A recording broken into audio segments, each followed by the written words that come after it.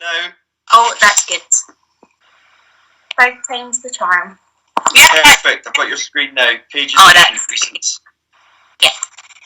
Okay, so once you're in Pages, every document starts with a template, and the good thing is you've got lots of lovely coordinated layouts to choose from, and then you can customise them in any way you want. So your first step is to choose the type of template that you need.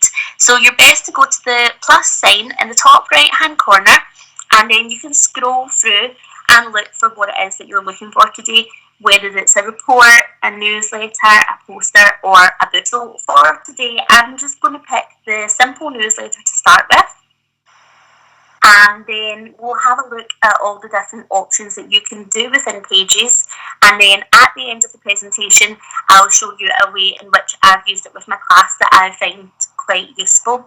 So at the top of the screen, you can see the little rectangle shape that I always think looks like a bed on its side, and if you tap on that, you can change how you view Pages on your iPad. So you can turn off the page thumbnails so that you've just got your full screen in front of you. You can put it onto 2 pages so that you can see everything. You can check your word count. You can add in a ruler if you want to draw some neat lines, and you can also turn on or off smart annotations, and we'll look at the annotations a bit more in detail later on. Next to that, you've got the 3 little lines with the dots, and this is so that you can turn on a table of contents. So when you've finished making your document, you can edit that and click whatever you like, and then when people go, if you send that to someone, they can select from your table of contents rather than scrolling through 20 pages. They could just go to chapter 1, chapter 2, or the specific thing that they're looking for. Now, you can rename your title really easily just by clicking up there, and I'll just call that LeeAnn. And if I can spell my name right, that would be helpful. And then next to that, you've got the paintbrush. Now, we haven't selected anything in the document yet, so at the beginning of this is just what your templates looks like. You can go in, you can change the background colour, or you can leave it like it is. You can put on your headers or your footers, and you can edit them. And you can also change the layout of your document as well if you would rather have it on landscape or if you would rather have it on portrait. And I'm just going to turn off the headers and footers because we don't really need them for this. Then next to that, we've got the plus sign, and this is where you will add in everything that you'll need to edit your document. So you can add photos and videos, you can add in live pictures, you can add audio, you can look for your gallery and add anything in, and you can also add in drawings and shapes and charts as well. And we'll go through all of them bit by bit as well, just to show you how easy it is to do that. Next to that, you've got the little person, which is for collaboration, so that if you're working on something, you can send that to someone else, maybe in your school, and you can both edit that at the same time, and you can see quite clearly who it is that's working on each part of the document. And the last option you've got at the top is the 3 little dots, and this is basically just where you share or you save or print out your document, and also you can look a bit more at presenter mode as well, which we will look at the end because it's really cool. So back to our main document just now, and I'm just going to get rid of thumbnails so that you can see that clearly. And at the top, because this is a pre-selected template, it's already got the layout all the way through it, but obviously you won't want it to say what it says in that template. So to replace the placeholder text, you just tap the text and you can change that to whatever you want. So I'll just change that quickly to Apple Chat. And when you scroll down, you'll see that all the templates include preset paragraph styles, so that everything is all formatted and consistent throughout your document, and this gives it a clean and professional look. If you want to edit the paragraph, you just tap anywhere on that paragraph, or you can select multiple paragraphs, and then you tap the paintbrush to format it. So when you click on the paintbrush, it lets you can go into paragraph style, so you can change that quickly by clicking on any of these, or if you don't quite like them, you can go in and pick your own. So you can go in and change your font, pick whatever you fancy, And then you've got your bold, your italics, your underline, the usual type of things that you would have in a Word document. And you can change your size and your colour. And then you've also got the option to justify your text in whichever way you like as well. And then it's really simple. If you want to add in a bullet or a list for any of your information, all you have to do is just click on that, and it gives you different options to go through to pick what you like. I'll just put that back to none for now.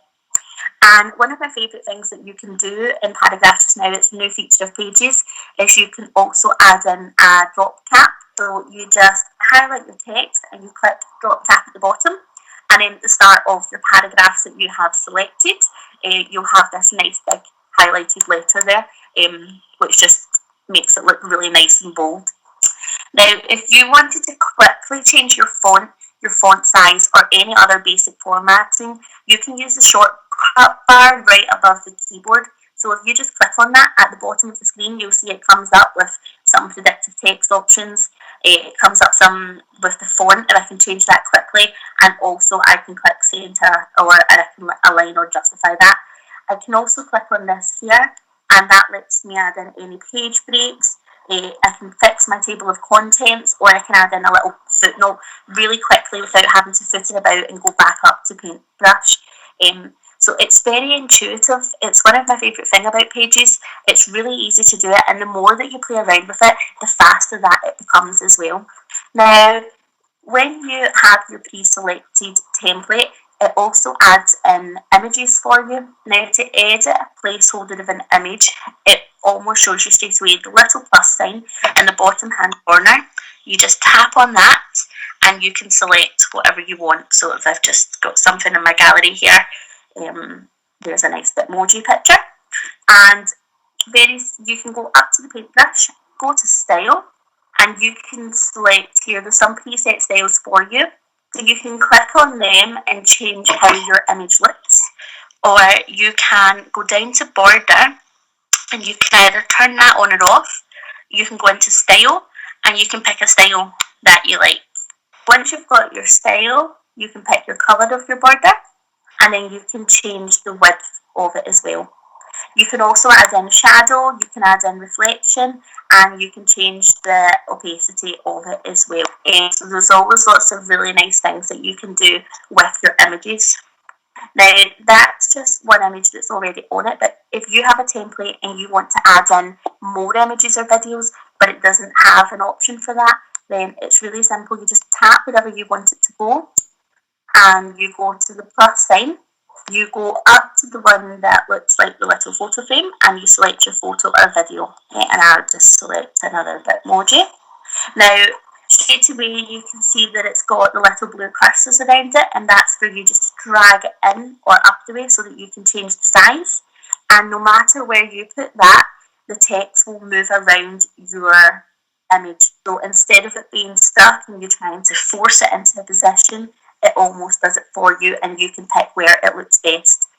If you want to change how that image looks, you can just drag it round by putting two hands on the image, and you can just rotate that round to however you want. Now, once you're happy with where it is, you can go back up to the paintbrush, you can go to image, and you can go to description.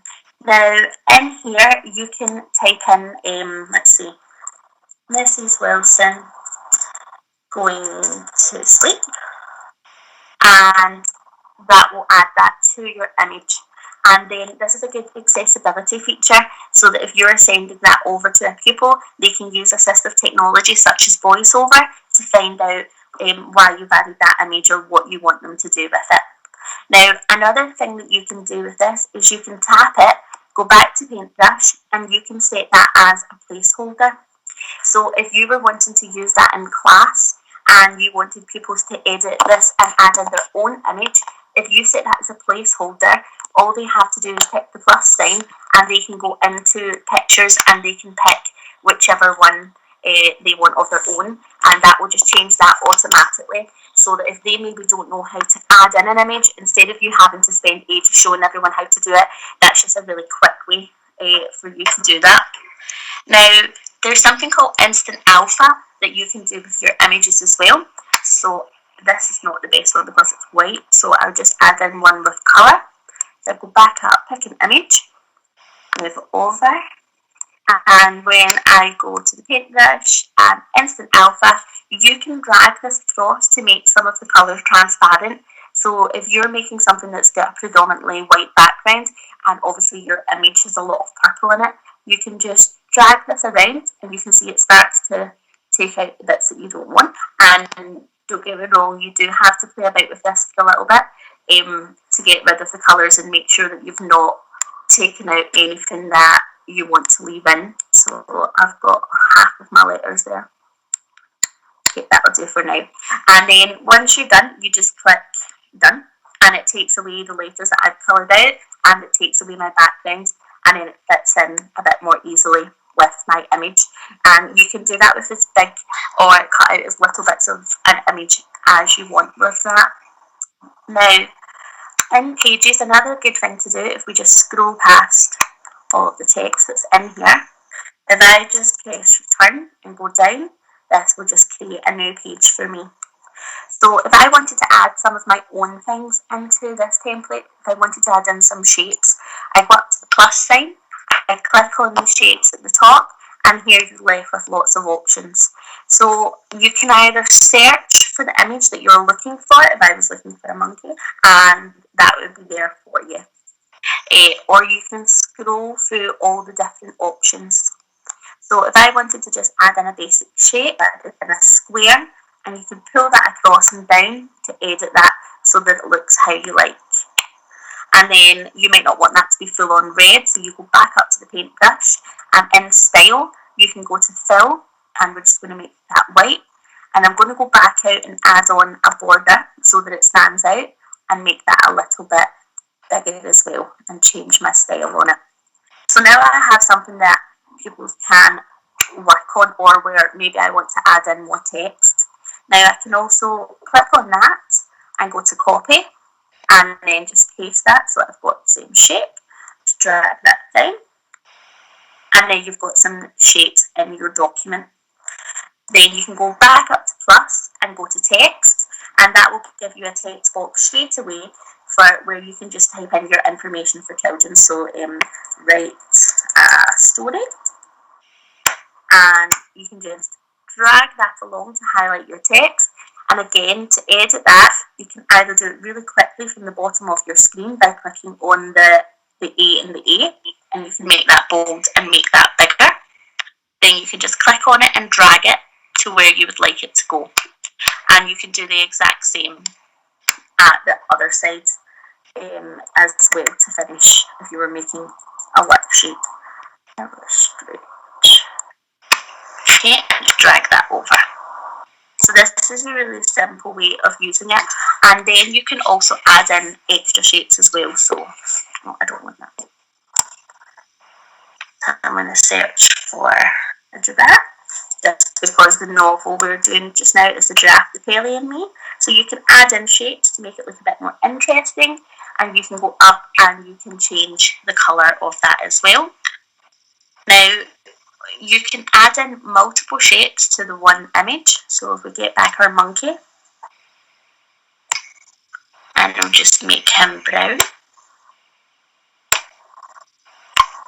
And you might want the monkey to sit behind the giraffe. So you would just click on this and then go up to your paintbrush and go to arrange, and you can move that back the way. So you can change that however you want that to look, or you can make it go too far if you want it to disappear. So you can play about with that until you've got it sitting the way that you would like it. The next thing that you can also do is you can also draw onto this. So if you've got an Apple Pen, one of the built-in tools lets you add sketches, doodles, or handwritten text, and you can personalise this really simply. So if you've got an Apple Pen, you just tap anywhere on the page with your pencil, and that will let you add pictures in. However, I stood on my Apple Pencil and it's broken, so if you don't have one, you just go up to the plus sign, and you go back to the picture frame, and you go down to drawing, and this is the other way to do it. So at the bottom you've got all of the different tools. So you've got your pen, your pencil, your crayon, your paint, your eraser, and your cut. So if I was to just quickly draw a flower, here we'll see my beautiful artistic skills without my Apple Pencil. Lovely. And then very quickly you can just tap on that and that will fill the space for you. When you're finished with your drawing, you click done at the top and then you can just move this in and move it to wherever you want it to go. Okay. And if you wanted that to go behind the text, you would go back up to the paintbrush, go to arrange, and you just simply move that back and forward like you have done with the animals as well. And then if you wanted to make this even more accessible for children, you could go back to the plus sign and you could go to record audio. Now, to record audio, you just tap the plus sign, go to record audio, and then tap the microphone. So if you probably won't hear this, but write a story and then draw a picture, and then when you are finished, send it to Mrs. Wilson. So once you're done that, you just click stop, and then you can add that in. That didn't work for this record. Oh, because I'm on screen share. So you just drag the orange handles and you can define the sections that you want to edit. You can use the scissors to delete some of the audio outside of the handles. If you don't like it, you can just tap bin to delete it. And if you're happy with it, you just click insert. And then if you're wanting to hear how it sounds, you just press play on the little speakerphone and that will begin playback for you. If the icon isn't selected, just tap it once to select it and again to play it. Now, we were speaking earlier about going into the three little dots and you can click on Smart Annotation. So this brings up all your drawing tools at the bottom and you can pick whichever one you like. And you can highlight something, say you wanted to give some feedback on it.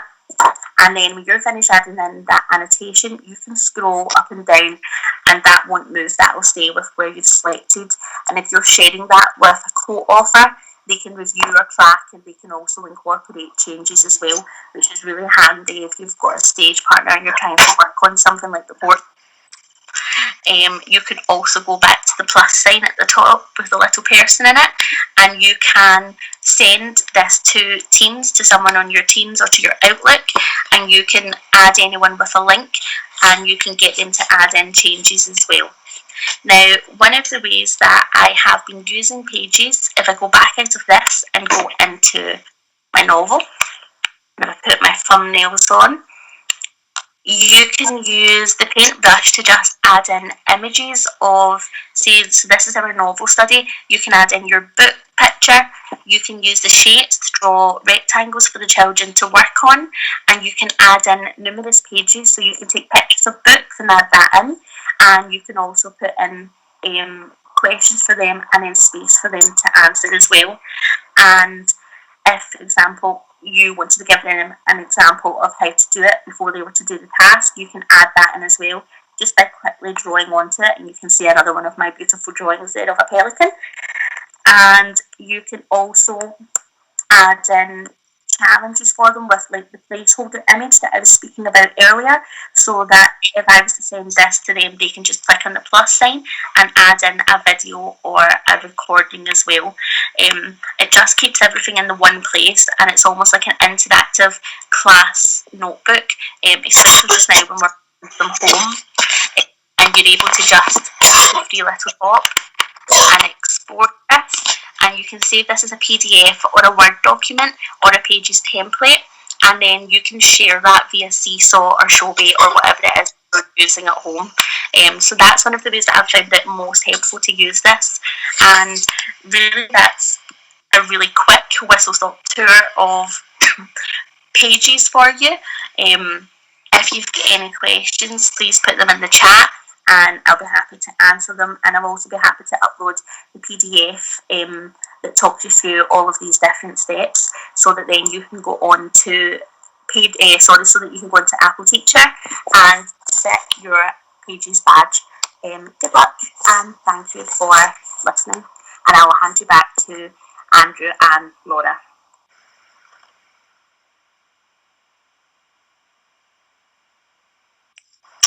thanks so much, LeeAnn. That was great. I should say that for those of you that obviously you've got your iPads already, the Pages is a built-in app, and we see it being used in a whole bunch of different ways. It's very, very, very flexible, so you can export from Pages in different formats, which make it really interesting as well, including digital books. For those of you that quite like Book Creator, Pages also has a kind of similar function that you can now export from in an EPUB format. Also, it's a great way of making templates. As you saw some of what LeeAnn had on her kind of template chooser at the beginning, she's obviously made some templates herself, and then using them to get young people to be able to kind of fill in their own versions or their own content into the template, whatever that looks like. You'll also find that online there are a ton of great people on Twitter who are doing really, really useful things with Pages and actually creating their own templates that you can just kind of download and you can customize, make your own, and then get cracking with. So that was great. I mean, it's probably a really good place to start your Apple Teacher badges. You'll probably already, if you've signed up already for Apple Teacher, you will have done, I imagine, the kind of initial badge for iPad, and a good place to kind of move on to, I think, would definitely be the Pages badge. If you look at the Apple Teacher Learning Centre, you'll see that there's a ton of other material that you can read through at your leisure to support you as you kind of go through the badge. So if you're new to the whole iPad thing, don't feel like it's all kind of too much. There's just, you can take your time and you can work your way through it. The badges are pretty easy to achieve. A lot of the actual questions are fairly kind of common sense once you begin to kind of work your way around how the apps work. Yeah, and then you'll be obviously ready to move on to some of the other badges. There are now only 6 badges in the Apple Teacher program.